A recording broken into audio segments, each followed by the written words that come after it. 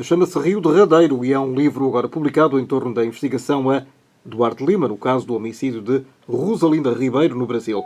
Um livro escrito a meias pelo jornalista Carlos Diogo Santos e por Aurílio Nascimento, comissário da Polícia Civil do Rio de Janeiro. Muito bem-vindos à RDP Internacional. Em que ponto é que está o caso Duarte Lima? No momento, existe uma demanda à Justiça com relação ao envio ou não do processo para Portugal para julgamento aqui. Ele foi pronunciado, o Dr. Duarte Lima foi pronunciado no homicídio da dona Rosalina na comarca de Saquarema, uma cidade do interior onde aconteceu o crime. Do estado do Rio de Janeiro. E do estado do Rio de Janeiro, chamada região dos Lagos. E logo depois, no final, o Ministério Público, achando que não teria como executar a sentença, no caso de uma condenação, porque não poderia haver extradição, optou por enviar o processo para Portugal. Aurílio, o que acha que vai acontecer? Com relação a... Sim, este desenvolvimento, qual é a sua perspectiva?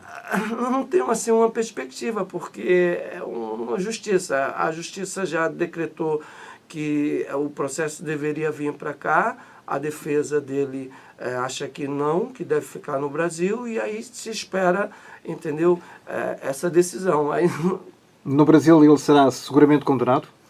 Não saberia dizer. Porque... Não se antecipando à justiça, naturalmente. Isso, porque é um júri, né? É uma decisão da justiça, soberana da justiça. O nosso trabalho, o livro, ele mostra a investigação, né? Então, quer dizer, essa decisão de culpabilidade ou não fica exclusivamente com a justiça. No Brasil, tal como no sistema americano, é um sistema de júri ou é apenas o juiz que... Sistema de júri. É um sistema de júri. Sistema de júri com as pessoas votando, sendo tiradas do meio social, né? São sorteadas 21 pessoas, dessas 21, 7 são colocadas à disposição do júri, podendo tanto a defesa como a acusação, o Ministério Público vetar, tal, por isso são 21, trocar, tal. Então, por exemplo, num caso em que alguém é acusado da morte de uma mulher, um feminicídio, como hoje se chama lá. Então a defesa pode recusar que o júri seja todo de mulheres e mesclar. Porque já estaria a favor de uma das partes. É bem o sistema americano. Carlos, raramente isso acontece em Portugal, excepcionalmente em alguns casos. Neste caso, se o julgamento acontecer em Portugal, na tua perspectiva, eventualmente será júri ou será juiz apenas? Será um juiz apenas. Aliás, esse é o argumento da defesa do Dr. Domingos Duarte Lima para dizer que há mais garantias se o julgamento for no Brasil, porque é um julgamento de júri. Cada cabeça a sua sentença, é isso? Exatamente. E, portanto, contrariamente àquilo que aconteceria em Portugal, que seria um juiz a julgar este caso. Vamos recuar até o ano de 2009, o desaparecimento e homicídio de Rosalinda Ribeiro, companheira do milionário Tomé Feiteira. Podes recordar o que é que aconteceu? Pode-se reconstruir, por exemplo, os últimos passos desta portuguesa que, na altura, quando foi assassinada, tinha 74 anos? Sim. A Rosalina era uma pessoa que vivia em Portugal, mas que se deslocava com muita frequência ao Rio de Janeiro. E toda a gente, todas as amigas que tinha naquele país, sabiam que ela tinha um grande receio em andar naquela cidade, até durante o dia.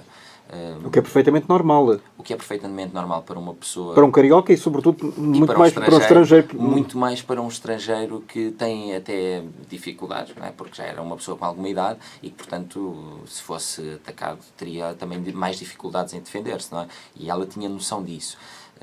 E, portanto, naquela noite ela sai para ir ter com o advogado, estamos a falar no dia 7 de dezembro, não é? Ela sai para ir ter com... Mesmo em pleno verão brasileiro? Em pleno verão brasileiro, ela sai para ir ter com o advogado. Há uma imagem que na altura ficou muito conhecida aqui em Portugal, que é... A imagem do elevador. A imagem do elevador, mas o que pouca gente aqui soube é que ela ainda é vista depois dessa imagem. Portanto, ela, quando desce desse elevador, ela vira à direita, não é? Quem sai do prédio à direita. Há uma câmara de vigilância que capta a sua saída? Há uma câmara que capta a sua saída, ela a virar à direita, portanto, no sentido do restaurante Alcaparras, que é onde ela diz até às amigas que queria ir jantar naquela noite, e ela ainda há uma câmara que a vê passar no número 100, no número 100, portanto mais à frente. Portanto, é possível perceber-se uma coisa, que pelo menos ela não foi, portanto não a apanharam, não é? O carro não a apanhou no quarteirão da casa dela, porque o número 100 fica já um ou dois quarteirões à frente da casa de Rosalina Ribeiro, mas ainda antes de chegar ao restaurante. Foi a última imagem que se conhece dela viva. É a última imagem que se conhece dela viva. Depois disso, vocês conseguiram reconstruir os passos que ela deu até à sua morte? Sim. Com essa imagem, e sabendo que a intenção dela era ir ao Alcaparras, pelo menos era a intenção que ela demonstrou às amigas, percebe-se que o trajeto dela foi interrompido porque ela não chega a entrar no restaurante. Portanto, não há despesas, não há ninguém testemunhalmente que a tivesse visto? Não, nem sequer há imagens dela a entrar no restaurante. E, portanto, e isso corrobora um pouco da tese do Dr. Domingos Duarte Lima, que é de que a apanhou e que foram a um outro local que não aquele então restaurante. Ele garante que isso aconteceu? Ele diz que a apanhou.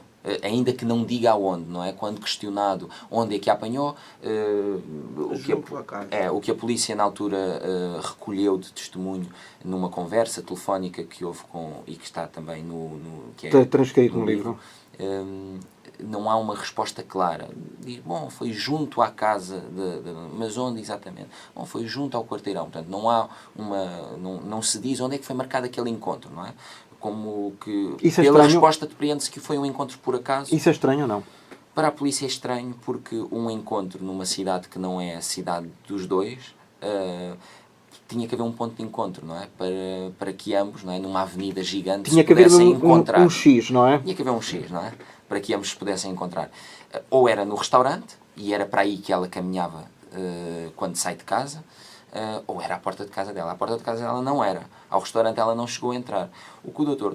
Domingos Duarte Lima diz é que assim que ele passa por ela, portanto ele ia de carro, a Avenida da Praia do Flamengo, se não estou em erro, é uma avenida com muitas faixas de carros, e portanto ele diz que assim que passa pela Dona Rosalina, que ela imediatamente o vê. Não é? E portanto isso é uma tese que a polícia considera que é pouco provável de acontecer, dada a movimentação, dado que já estava escuro, e dado que não havia então nenhum ponto de encontro. Não é? São argumentos muito frágeis para a defesa de Duarte Lima. São argumentos que a investigação considera que são muito frágeis e que já levaram a justiça a considerar que a investigação está bem fundamentada, e que daí também ter havido várias recusas em vários dos recursos que foram apresentados pela defesa ao longo destes anos. Aurélio, como é que tomou conhecimento da existência deste caso, que parece-me que não terá começado, obviamente, como um assassinato, mas apenas como um desaparecimento? Na verdade, isso, exatamente. Na época, estava lutando na divisão de homicídio. A divisão de homicídio tem outras seções, além de homicídio. Uma espécie de subdivisões. Isso, E tem lá uma, que agora não existe mais, foi criada uma delegacia, face ao aumento, né, de desaparecimento, buscas de desaparecido. E o caso estava como desaparecimento. E durante o decorrer dessa investigação de desaparecimento, o corpo foi localizado. Depois do desaparecimento, 2 semanas aproximadamente depois. Né? Ninguém sabia quem ela era. Ninguém sabia. Estava lá no... Como é que chama aqui? O IML. O Instituto de Medicina Legal. Isso, IML de Cabo Frio. Porque na época, no dia do recolhimento do corpo, dia 8 de manhã, o IML de Saquarema, de Araruama, que é a cidade mais próxima, estava com problema nas geladeiras. Então o corpo foi transferido para Cabo Frio. E lá ficou 2 semanas. Não estava com nenhum documento de identificação. Não. Daí a de grande dificuldade. A grande dificuldade. Isso não é estranho? Isso é mais não se sabe se ela levava os documentos, mas também houve uma pasta com documentação que também desapareceu naquela noite. E como é que se sabe que ela tinha essa pasta? Porque no elevador se vê ela descer com a pasta na mão.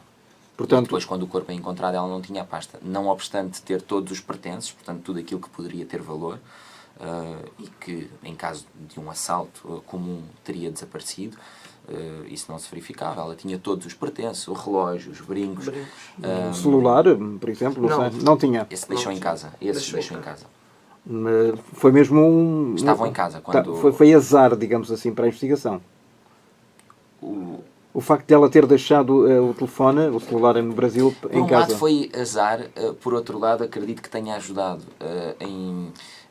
a perceber algumas coisas, nomeadamente algumas incongruências no discurso na tese da defesa. Por exemplo, uma delas é que o Dr. Domingos Duarte Lima disse a determinado momento que a Dona Rosalina, à frente dele, tinha pegado no telemóvel para ligar para uma pessoa com quem ela deixou, que era a tal Gisele, que a polícia acredita não existir.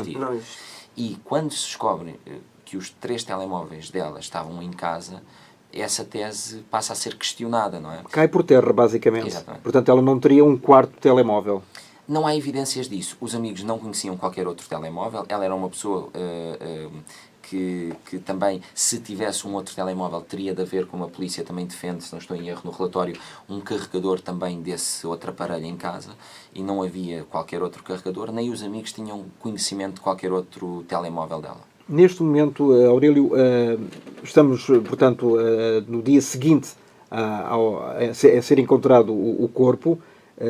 Onde é que vocês começaram a saber da identificação desta mulher portuguesa? A sessão de desaparecimento usa de vários meios, confrontando dados, e soube, né, pelo sistema da polícia, da entrada de um corpo no IML de Cabo Frio, né, com características semelhantes à da desaparecida.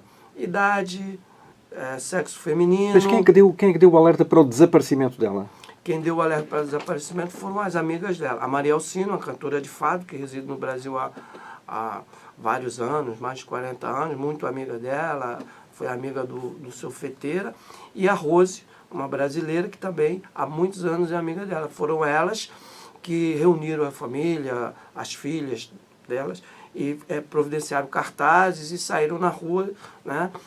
Espalhando os cartazes, e foram à delegacia fazer o registro do desaparecimento. Pronto, foi a partir desse dado que se depois chegou ao corpo, porque depois confrontaram os dados. Isso, depois de 2 semanas que apareceu o corpo, o pessoal do desaparecimento foi até lá e foi feito o reconhecimento positivo. E nessas 2 semanas, o que é que poderá ter acontecido? Que são 2 semanas cruciais, fulcrais para a investigação e para se desvendar o crime. Sabe-se, nessas 2 semanas, pelo menos houve uma carta, um fax que foi enviado pelo advogado português. No Brasil? Não, o Dr. Domingos Duarte Lima, que enviou o fax para a polícia, neste caso ainda para a polícia que investigava o desaparecimento, portanto não para o Aurélio e para o Rogério, enviou um fax explicando os contornos em que se teria encontrado com a sua cliente, e onde escrevia que naquela noite a tinha deixado com uma mulher loira de nome Gisele, penso que nesse fax já se falava de nome Gisele, que estava numa cidade que é Maricá, que é uma cidade que fica, portanto, numa reta entre o Rio de Janeiro e Saquarema, onde o corpo foi encontrado, fica a meio, não é? Portanto, talvez um pouco mais próximo do rio, mas fica a meio dessa reta que liga o Rio de Janeiro a Saquarema. Carlos, o Duarte Lima fez essa descrição de livre vontade ou alguém? De livre vontade. E porquê que achas que ele teve necessidade de fazer essa descrição, não havendo sequer a certeza do que tinha acontecido ao corpo? Bom, até aí essa descrição ela fazia sentido, porque ele era a última pessoa a ter estado com ela e era advogado dela, e portanto a partir do momento que o colega português, supostamente, não é? Não, a última pessoa conhecida, não é? Até aquele momento, claro. E até porque ele diz, não fui eu a última pessoa, foi essa tal Dona Gisele. E portanto, quando o colega português, o colega brasileiro, o Dr. Normando, e as amigas tentam chegar à fala com ele e dizer, olha, a nossa cliente desapareceu, ele faz essa carta em que envia ao desaparecimento, até porque sabe que o colega já tem conhecimento do encontro de ambos, porque as amigas comentaram que ela tinha referido que iria se encontrar com o advogado português. Portanto, aí o Dr. Domingos Duarte Lima, e num comportamento que aparentemente não levantava nem levanta qualquer suspeitas. Até prova em contrário. Exatamente. Atenção, só um parênteses. Duarte Lima é inocente neste momento. Neste momento é suspeito. Mas inocente. Até prova em julgado. Exatamente. Como qualquer outra pessoa. Exatamente. Conclui, desculpa. E, portanto, esse comportamento é um comportamento que não ofereceu qualquer dúvida, nem qualquer questionamento à polícia, que era ele a explicar, olha, de facto, a minha cliente desapareceu, eu envio então os detalhes em que esse encontro aconteceu.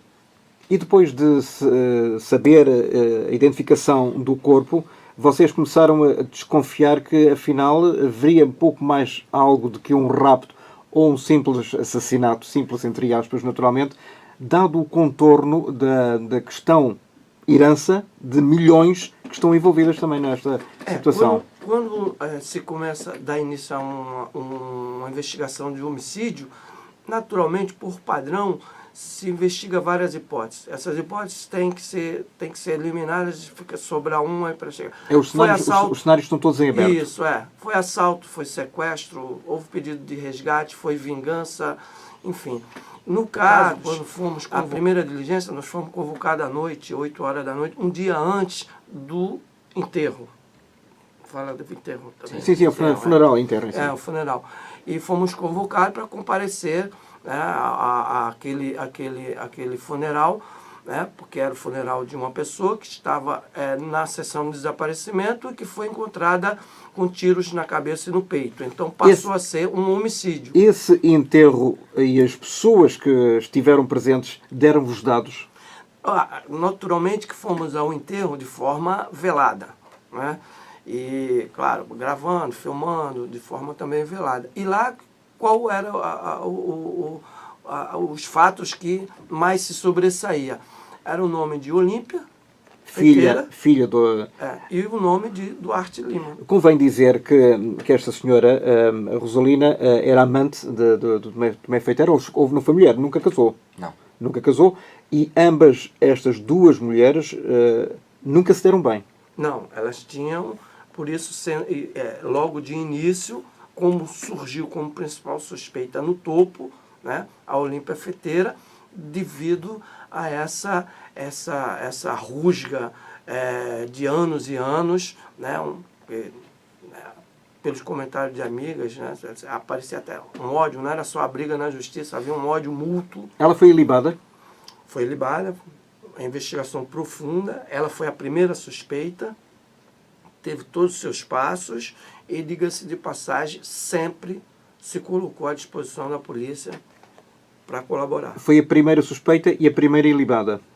A primeira suspeita e a primeira ilibada. Ou seja, o verdadeiro assassino, seja ele quem for, com certeza tomou em consideração esse facto e, ao praticar o ato, provavelmente nunca pensarão em mim como assassino, mas em alguém que tem uma disputa direta com a vítima. A guerra entre trampas era subejamente conhecida e também era subejamente conhecido por parte de todos os envolvidos que a Olímpia Feiteira costumava viajar naquele período antes do Natal com frequência, não vou dizer todos os anos, mas com frequência para o Brasil e nomeadamente para a cidade do Rio de Janeiro.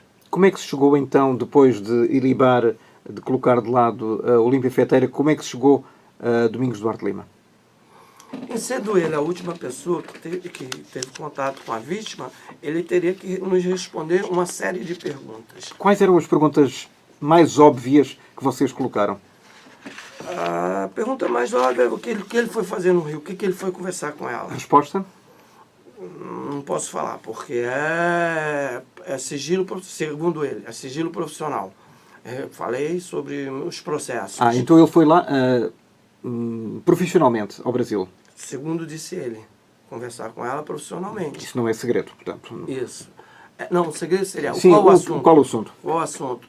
A outra, aonde que o senhor alugou um carro? Não lembrava. Foi ele diretamente ou foi alguém que alugou a viatura? Não, ele alugou. O contrato de aluguel tem a cópia do passaporte dele, os dados dele, dados de cartão, que ele negou ter pago em cartão. Diz que tinha pago em dinheiro. E vocês provaram o contrário? Está lá, ele inclusive 4 meses depois, 2 ou 3 meses depois, se não me falha a memória, que conversamos por telefone e que nessa primeira ligação ele disse que tinha pago com dinheiro, ele mandou um e-mail para a locadora pedindo para trocar a fatura para um outro cartão. O primeiro cartão não tinha aceitado a despesa. Mais uma razão para provar que efetivamente ele estava a mentir. Exatamente. E aí tiveram outras. Uma das principais que nós já de início descobrimos foi que o seguinte, que a gente, obviamente, tem o registro da entrada e saída de não só brasileiro como estrangeiro.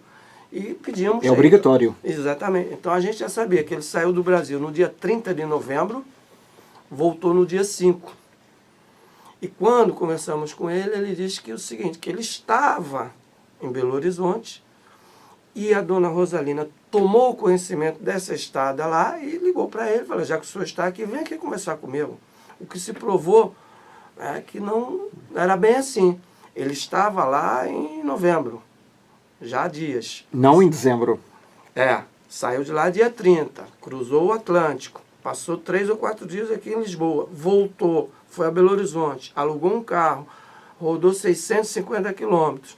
Antes de chegar no Rio, isso aí foi mais à frente, que a gente foi só quando descobriu o carro, que ele, em vez de descer para o Rio, porque era na Serra, perto de Petrópolis, foi para a região dos lagos, lá ficou quase que o dia todo, e passou várias vezes no local onde o corpo foi encontrado. Mas isso foi à frente, e logo depois, isso quase 9 meses depois, foi que a gente foi saber. Tá? Mas as dúvidas básicas, né, onde alugou o carro, por que foi lá, isso aí já não foi respondido no primeiro e último contato. Né, e até agora não obtiveram qualquer resposta? Dele? Nenhuma, nunca. Não, a investigação terminou.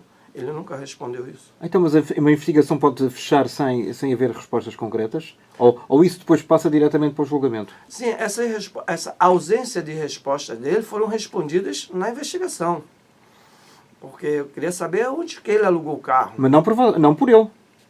Ou ele respondeu diretamente? Não, nunca respondeu. Portanto, essas perguntas não foram respondidas, não foram esclarecidas pelo Duarte Lima. Não. Vocês é que tiveram que provar o contrário. Exatamente. Entendeu? O que deu muito trabalho. Porque se ele me fala onde alugou o carro, né, eu não teria levado 6 ou 7 meses para descobrir qual era o carro. Claro. Deu muito trabalho. Não sei se no Brasil existe este ditado, mas em Portugal existe, e o Carlos conhece com certeza, que é a mentira tem perna curta. Ah, sim, temos lá isso. Há uma série de incongruências e de inverdades, não gosto de estar a apelidar ninguém de nada, sobre este assunto. Com certeza, uma série de incongruências, de falta de respostas. A Gisele é uma.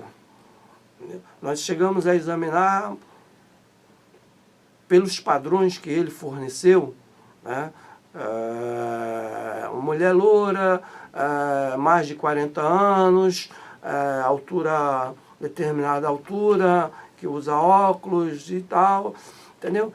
Com esses elementos, a gente pode fazer uma procura num banco de dados. Então, procuramos mais de 400 pessoas que se encaixavam nesse perfil. 400 potenciais Giselas. Isso, não, nome Gisele, essa idade e tal. E depois cruzar, assim, essa pessoa tem alguma ligação com Rosalina, tem alguma ligação com Maricá e tal, e todas elas foram eliminadas. Todas elas descartadas. Todas elas descartadas. Ou seja, o Duarte Lima sabia descrever bem essa senhora, mas não sabia qual é que era a locadora do automóvel. Eu usei um termo no meu relatório, que ele parecia ter uma espécie de amnésia oportunista.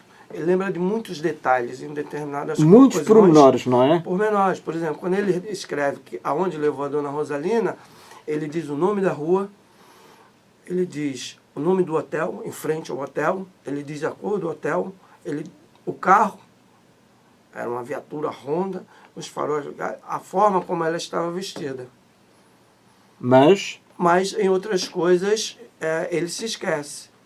E há um detalhe aí que ele se esqueceu. Por exemplo, as ruas nessas pequenas cidades, elas, via de regra, não têm placa. Então, as pessoas, eu sei que é uma rua à direita, à esquerda de uma igreja, eu sei que... Sim, fazer um que ponto, mais detalhar, dar um ponto de referência, um cinema, um isso, restaurante. Mas detalhar dessa forma que era a rua Álvares, se não me engano, era Álvares, alguma coisa, Álvares Azevedo, um nome assim. E o hotel Jangada, que é um hotel verde e tal, enfim, que ela é loura, usa óculos com uns, tal. E quando se pergunta outras coisas, não tem. Portanto, é mais que suspeito toda esta amnésia oportunista, como acabou de dizer. Carlos, vamos recordar que há uma apropriação indevida de, e estamos a falar de 52 milhões... 5,2, peço desculpa, 5,2 milhões de euros. 52 ou 5,2 é muito dinheiro. É muito dinheiro. Para nós é muito dinheiro, pertencentes a esta senhora. Que dinheiro era este e porquê é que ele se queria apropriar dele? Esse dinheiro, e isso é algo que já foi investigado em Portugal, portanto, é interessante perceber que houve investigações nos dois lados do Atlântico que falam nestes 5,2 milhões. Primeiro, a investigação ao homicídio, que dá estes 5,2 milhões como o móvel do crime. Depois, uma investigação que a posteriori começa em Portugal, no âmbito de uma carta rogatória vinda do Brasil, que pretende esclarecer o seguinte: se a defesa do Dr. Domingos Duarte Lima diz que aquele dinheiro não foi colocado nas contas dele apenas para proteger Rosalina de qualquer arresto no âmbito da herança, se foi, como diz a defesa, um pagamento de honorários, houve ou não pagamento de impostos destes honorários? Ou fuga. Ou fuga ao fisco. Ou então prova-se aquilo que o Brasil diz, que é este dinheiro foi apenas colocado nas contas dele como fiel depositário para que prevenisse a Rosalina de qualquer arresto. E, portanto, no Brasil, esses 5,2 milhões são referidos da seguinte forma: era o dinheiro que a Rosalina Ribeiro tinha tirado de contas que tinha conjuntas com o milionário Lúcio Feteira e desviou para contas dela, e depois de contas dela, só dela, transferiu para contas do Dr. Domingos Duarte Lima. Dizem os investigadores no Brasil, para quê? Para evitar qualquer arresto que nas lutas que ela tinha com a Olímpia Feteira, a cabeça de casal de herança, lutas judiciais, entenda-se, não houvesse um arresto das contas dela. E ela ficasse e perdesse o dinheiro. E ela perdesse o dinheiro. Quando Portugal abre a investigação, para perceber se então se este dinheiro é ou não, chega à conclusão, e já houve uma acusação, que este dinheiro não faz sentido, é esta a conclusão do Ministério Público Português, que não faz sentido que os 5,2 milhões seja o pagamento de honorários, ou seja, corroborando a tese que já vinha do Brasil, que não investigando a fuga ao fisco, porque o importante lá era o homicídio, corrobora da tese de que aquele dinheiro foi transferido apenas para evitar qualquer bloqueio de contas de Rosalina Ribeiro. O que os brasileiros dizem, o que a investigação brasileira diz, é que quando Rosalina Ribeiro, a determinado momento, tem que explicar em Portugal, no âmbito de um dos processos de herança, onde é que colocou, para onde é que desviou aquele dinheiro, que ela terá referido às amigas que ia dizer que tinha transferido para as contas do Dr. Domingos Duarte Lima. E terá dito mesmo que queria a restituição desse dinheiro. Ela, nos dias antes, não estou em erro, foi dias antes, falou também com algumas amigas que estão lá no Brasil e que diz que o advogado tinha insistido com ela para que ela assinasse uma declaração que o isentasse de qualquer responsabilidade pela transferência desse dinheiro. E isso a investigação acredita que era uma forma de se proteger. Uma forma de se proteger e dizer: não, eu não veio para a minha mão para apenas e só para eu guardar. Veio porque era meu. Não é? Isso é o que defende a investigação brasileira. Mas isso não tem nada a ver com o homicídio propriamente dito, porque estamos aqui a falar do crime de uma senhora, e se calhar isso é um móvel do crime. É um móvel do crime. É um móvel do crime. Ou seja, é o que terá levado, não é? Essa divergência entre ambos, entre assina a declaração ou não assina a declaração, isentar ou não isentar, que terá estado na origem segundo a acusação do homicídio. E temos que recordar que Duarte Lima foi um deputado do Partido Social Democrata durante muitos anos, com responsabilidades públicas, e de facto era muito conhecido, até mais tarde, por ter tido e ter contraído um cancro. Aurélio, já existe acusação exatamente contra Duarte Lima? Existe. O que é que sustenta a acusação? A acusação sustenta que a vítima, Rosalina, foi morta em função da recusa de concordar com ele, com o Dr. Duarte Lima, na questão de explicar devolver esse dinheiro. Esse dinheiro. O que é que Duarte Lima ganharia com a morte de Rosalina? Essa é uma pergunta que se faz em todo homicídio, né? Quem é que lucra, né? Na questão da investigação, se formos tentar respondendo essa pergunta, ele, com a morte dela, não tem explicação, não tem mais que falar nada para ninguém sobre o volume de dinheiro que foi transferido por ela para ele. Mas sabiam que pode ser muito dinheiro para qualquer um de nós, 5,2 milhões de euros, eu não sei quanto é que isto dá em reais, mas é muito dinheiro. Perder assim a liberdade, eventualmente por um punhado de dólares, para um advogado conceituado como ele é ou foi, não sei. O que acontece é o seguinte, ela teria que voltar. A Rosalina estava no Brasil com um pedido de autorização da Justiça do Brasil. Ela não podia sair de Lisboa. Ela tinha termo de identidade E a residência tinha que informar. Em função de estar respondendo a esses processos. O pedido foi feito no processo, que é para ela ir ao Brasil tratar de problemas de saúde.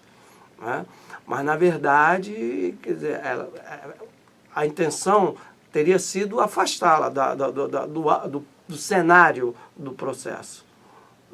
Então, o que ele ganharia?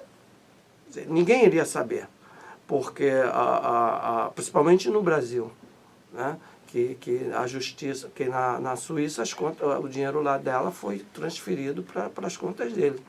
Este livro, O Rio Derradeiro, toda a investigação a Duarte Lima no caso da morte de Rosalina Ribeiro, traz alguma novidade que nós não tínhamos, nós, opinião pública, não tínhamos conhecimento e não tivéssemos acesso até agora? Este livro traz, o objetivo dele é ser o relato de tudo aquilo que aconteceu na investigação, de tudo aquilo que se conhece e que foi tornado público, mas também das interações e também dos bastidores, não é? Do que é que, enquanto a investigação estava a ser feita, o que é que estava a acontecer com os investigadores, onde é que estavam, como é que receberam a chamada do desaparecimento, ou seja, ele traz aqui muitos detalhes que até hoje não eram conhecidos, nomeadamente relativos aos bastidores de toda a investigação. Como é que foram feitas essas investigações da vossa parte? E, em primeiro lugar, como é que vocês se cruzaram, como é que vocês se conheceram? Isso é segredo? Não é segredo, não. Isso não está na justiça. Isso decorre do trabalho normal do jornalista, não é? Que tenta ter informações sobre um caso. Telefonaste para o Brasil? Exatamente, no primeiro contacto foi telefónico. E a partir daí é que houve mais contactos e também várias locações ao Brasil, até mesmo para conseguir captar muitos dos ambientes que aí descrevo, não é? O café do Português onde eles estavam quando frequentavam, aliás, com alguma regularidade. E, portanto, para captar todos esses ambientes foi depois necessário, e também para ir aos locais por onde se presume que Rosalina tenha passado dentro do carro. E onde ela foi encontrada? Portanto, foi preciso também viagens, mais do que uma ao Rio de Janeiro. Depois a escrita foi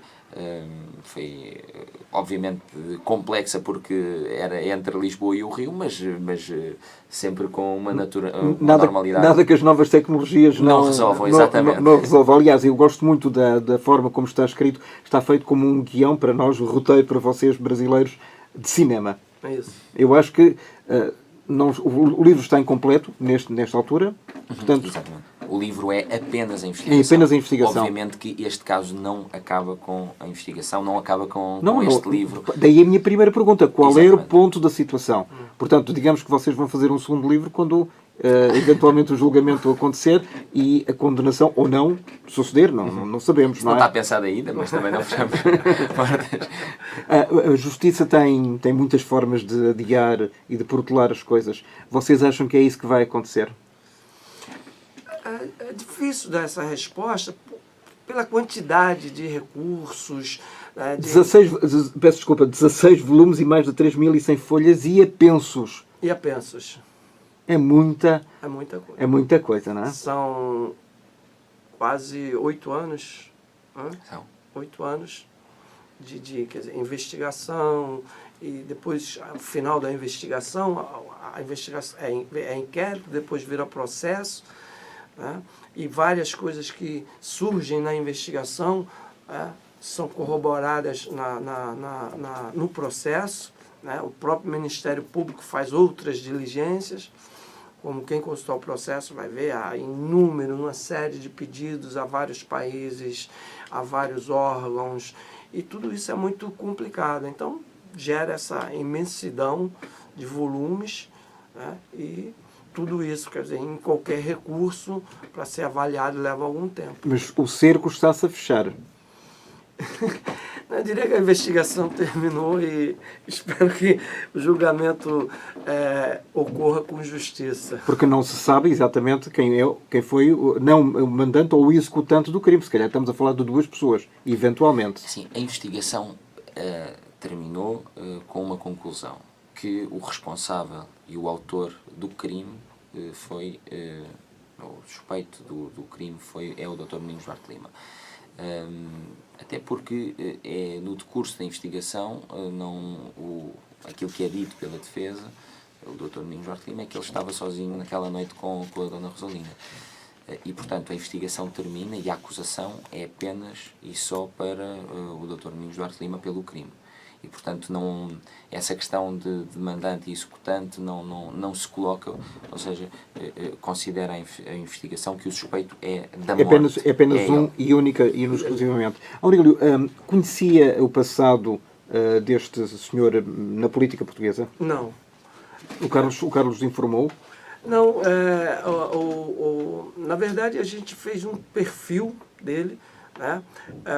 Logo deu início a esse perfil logo quando saiu do cemitério, né? São João Batista. Foram à internet? Não foi a internet. Não foram ao Google? Tem a internet, pessoas da comunidade portuguesa, que é muito grande no Brasil, né? Corroborar quem é Duarte Lima, né? Que a gente não tem o costume de falar Duarte Lima, fala Domingos Duarte Lima. E quem é, o porquê, e aí foi que se foi formatando um perfil, né? da pessoa. E, paralelamente, de quem era o Feteira também, né? Quem era Olímpia, quem era a Rosalina, tudo isso para embasar, né? E criar os caminhos para se seguir na investigação. Foi aí que a gente ficou sabendo que era uma pessoa muito importante e que foi de um partido político grande aqui em Lisboa, que era uma pessoa polêmica. Que esteve várias vezes no governo? Isso, que esteve várias vezes no governo, que teve um problema de saúde sério, que conseguiu se recuperar, e, enfim. De qualquer dos modos, Aurélio, este caso na sua longa carreira de investigadora e de pessoa ligada à polícia do Rio de Janeiro, foi dos mais complicados ou mesmo assim não foi? Não foi. Tiveram outros complicados. Para a gente é só mais um caso, né? Quer dizer, o destaque disso é porque ele tem uma importância grande. E envolve dois países. Envolve dois países e desperta uma curiosidade, né, pela importância dos personagens, não só o Dr. Duarte Lima, mas o próprio Feteira, a Dona Rosalina, a família dele, do Feteira, né, desperta uma certa curiosidade na sociedade, né, portuguesa. Né? Só isso, mas tivemos vários casos bem mais complicados, bem mais complexos. Mas chegaram todos a uma conclusão ou algum ficou em aberto? Na grande maioria chegamos a boas conclusões. E quanto tempo é que levou? Tivemos casos de 3 anos, tivemos casos de 1 ano, tivemos casos de 4. Este já vai em 8. Não, eu vou falar em investigação. A investigação, ela do início até o final, para finalizar, levou 1 ano e 8 meses, 2 anos por aí. Mas este então está-se a arrastar. Não, tem outros casos que a gente já trabalhou há muitos anos atrás e ainda estão se arrastando por aí. E de vez em quando desenterram-se. Em algum momento, Carlos, vocês falaram ou tentaram falar com o Duarte Lima ou com o seu advogado? Não, essa foi uma questão que, como nós queremos que este livro seja o relato da investigação, as posições de cada um estão no processo e, portanto, o que nós quisemos, e fizemos isso com todas as partes, o mesmo com a Olímpia Fetera Menezes, tudo aquilo que nós fizemos foi o que é que no decurso da investigação aconteceu. E no decurso dessa investigação estão as partes todas, aliás, até mesmo essa conversa telefónica com a posição do Dr. Domingos Duarte Lima ocupa uma grande parte do livro. E temos depois também todos os recursos, fazemos referência aos recursos e a aos e-mails que foram trocados e, portanto, a posição da defesa ela surge como no âmbito do processo, do inquérito. Não, até para haver uma imparcialidade total em relação a ambos os lados, a defesa e a acusação. Exatamente. E para ser a narração da investigação, naquele espaço e naquele tempo. E há uma coisa também, só respondendo à questão anterior, que é, obviamente que no início, este caso não chega logo a Portugal. Ele chega a Portugal 6 meses depois da investigação ter começado, portanto já em junho ou julho de 2010. E, portanto, todas as dúvidas que a polícia foi tirando logo no início sobre quem era Domingos Duarte Lima, quem era Olímpia Fetera Menezes, quem era Lúcio Tomé Fetera, foram tiradas logo no início, em janeiro, por aí. E, portanto, essa questão que tinha perguntado se tinha havido, tanto o Aurílio como todas as outras fontes da divisão de homicídios, elas já tinham um trabalho muito avançado quando os jornalistas portugueses começam a ligar, a fazer perguntas. Olha, eu já confesso que de facto não me lembro. A partir de determinada altura é que este caso passou a ser notícia em Portugal? Foi no verão de 2010, portanto entre junho e agosto. Ele ganhou, foi aí que se começou a dizer, ainda que não fosse ainda a posição oficial da divisão de homicídios. Porque envolvia Duarte Lima. Porque envolvia Duarte Lima, ainda não havia a posição oficial de que ele era suspeito. Não é? Mas havia já fontes dentro da divisão de homicídios, diversas, que nos confirmavam que, de facto, havia cada vez mais perguntas sem resposta. Não era um suspeito formal, porque ainda a Olímpia ainda era uma das suspeitas, a principal suspeita, mas já havia perguntas sem resposta, já havia, como o Aurílio também já chegou a dizer, luzes vermelhas que se tinham acendido e que poderiam ainda ter uma explicação, porque qualquer luz vermelha pode ter uma explicação, mas ainda não tinham chegado a essas explicações. E, portanto, é aí que os jornais portugueses, todos, começam a dar mais enfoque, não é?